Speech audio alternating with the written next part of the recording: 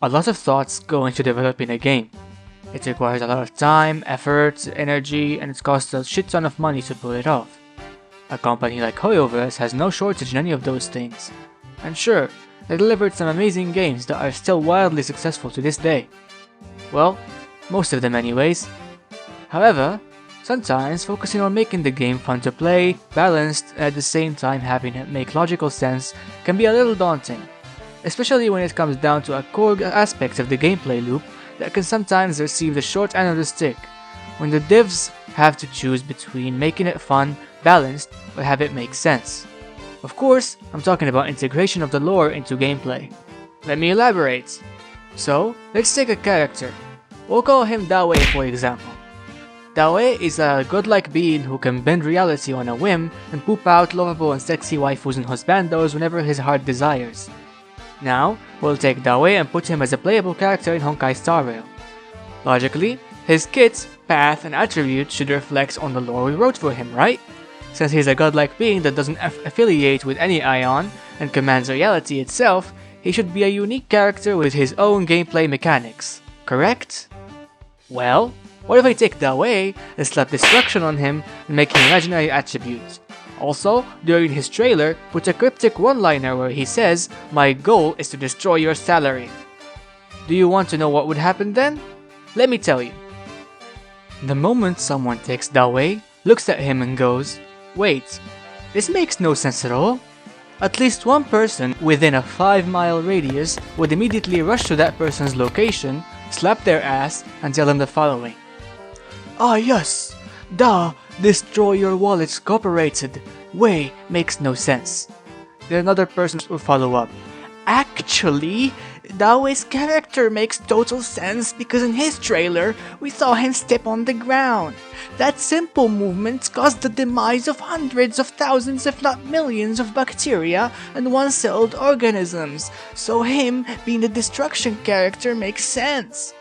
So this might sound funny to you, but these are basically the exact comments I got on a Reddit post that I made in the Honkai Star Rail subreddit, asking very politely about moments where the gameplay of the game felt very separated from the lore. Moments like Bronia of Belebog being a Harmony Wind character for example, or March 7th being a Preservation character, or hell, Clara and Svarog being Destruction. Like, I shit you not, this guy said March 7th being a Preservation character is honestly the most fitting with how she handles her memories, or her photos, especially since her connection to the remembrance seems to have been cut off. My guy, you know who else values their memories deeply? Literally everyone living a normal life. The only thing even remotely preservative about March is how her body was preserved in ice for fuck's sake. Uwan Mei, part of the Genius Society who were literally handpicked by Nu of Erudition himself, is a Harmony character because during her trailer, she said something about Unity being important. What the hell is this? What the hell is this? Okay, Jing Yuan. Jing Yuan, Captain of the Hunt, one of the vanguards of Lan himself, who through their positions are stated to not be inferior to Emanators of Destruction, is somehow an Erudition character because he's wise. Oh, and Bronia being a Wind character? It makes sense because it symbolizes the winds of change instead of staying frozen in the past. Because you know, her having a rifle that fires bullets that are supposed to deal physical damage is symbolic of course. And Kafka and Silverwolf are... what now? Nihility? You know what, I'm not even gonna ask anymore. Okay, let's cut to the chase.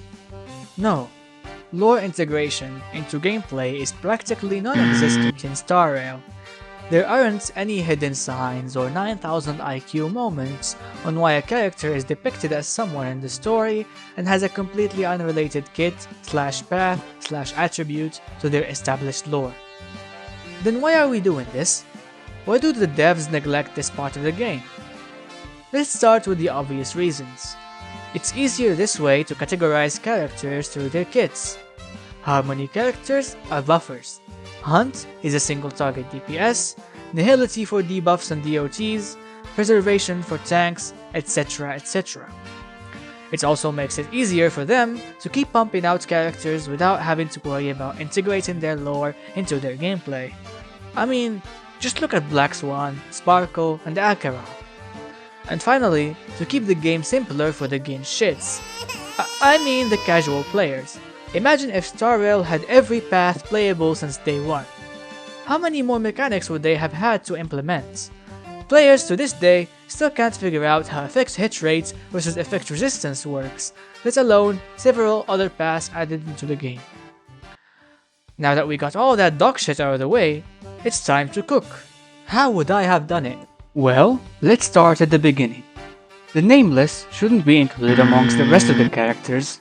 They should have their own special mechanics that allow them to switch paths when the situation calls for it, based on their lore and— But Watcher! The normies!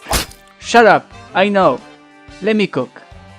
The way the game introduces us in the tutorial section by giving us control over Kafka and Silverwolf can be used to showcase the basic skill point system and break. And when we gain control over the MC and get March as a playable character, we start delving deeper, with March being tasked with escorting us safely. She can start as a preservation character, sure. Dan Hung joins as a hunt character for now, then Asta. Here, I would change the level up system for anyone who isn't a Trailblazer. They are confined to their own path until lore demands otherwise. For the Trailblazers, they get unique treatment, that they can level up into different paths. For example, March, when she's maxed, becomes a Remembrance character, Dan Hung into Abundance as Imbibitor Lunae, with the MC being the only one who can swap into multiple paths throughout his journey. Of course, not anyone with a maxed out Dan Hung could unlock him in his Imbibitor Lunae form. That would be ridiculous. Instead, why not make it so that you need to clear the story involving a character's growth before you can unlock that form, or their final form? Or better yet, why not make it so that there are two versions of each Trailblazer character?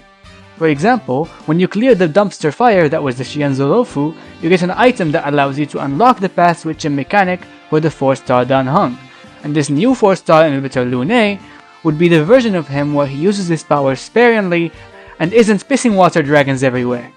As for the non-Trailblazer character and their paths, I think I'd like to refer to Fate's Grand Order for some help here. You see, in FGO, each character has a class. At first, you're told of 7 basic classes: Saber, Archer, Lancer, Rider, Caster, Assassin, and Berserker, each pretty self-explanatory. You play through the story for a few chapters, and you come to learn that there are actually more than 7 classes. You learn Ruler, Avenger, Alter Ego. Slowly but surely you come to realize that it's actually pretty easy to understand that there are more than 7 classes, and each of them has their own unique mechanic and their own unique gimmicks. So, to apply this to Star Rail, you would first start with Destruction, Preservation, Hunt. Pretty standard stuff.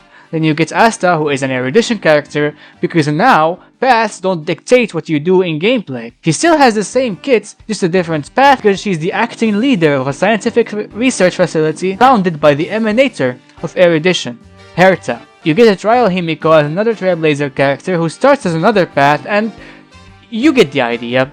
You don't need to splash all the paths in the face of the player at the beginning of the game. Slowly, they'll come across them in their journey. Learn their mechanics as unique characters rather than according to their paths, and that would surely make the player more connected with each character's lore during their gameplay. And for fuck's sake, stop it with the random attributes! ヘクトールは王国が陥落することを知り、アキレウスも自分が死に向かっていることを理解していた。しかし、二人は後ろを振り返ることなく戦場に向かった。この最初から悲劇だと決まっていた物語では、誰もそのことに迷ったり動揺したりしていなかった。彼らがそうあったように、僕たちもそうである。